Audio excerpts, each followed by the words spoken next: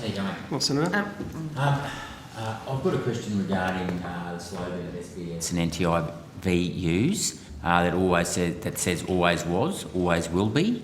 Do you think that sends an inclusive message to non-Indigenous Australians that the land they're on isn't theirs? Sorry, Senator, the question is, does the slogan always was, always will be seek to exclude non-Indigenous Australians? Well, it may not seek to exclude, but the message that it sends is that it is excluding non-Indigenous Australians, because ultimately, people shouldn't be judged on where they're from or what their ancestry is. I mean, this land belongs to all of us. So why is the SBS running a slogan that, to me, seems counterintuitive to inclusivity? Well, I don't think it is intended to be counter to inclusion, nor do I believe it is counter to inclusion. I think NITV is the National Indigenous Television Service, which we are proud to have as part of the SBS family, and it's been part of the SBS family for 9 years now, I believe. It is a channel made by and for Indigenous Australians.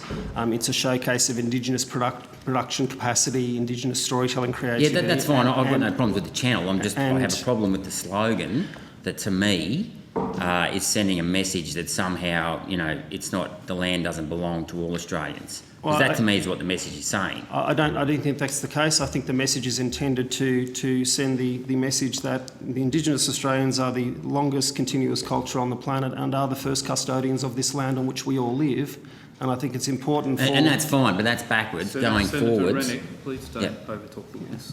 And so therefore I think it's entirely appropriate for NITV to be proud about their slogan, which was, always will be Aboriginal land. I think that is a very important statement of their role, their presence and their relevance in the Australian media landscape, and the importance of acknowledging First Nations people.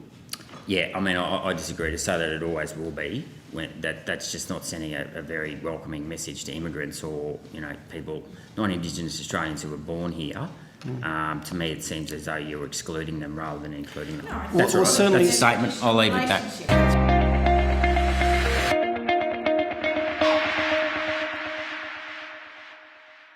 Authorised G. Rennick, LNP Chermside.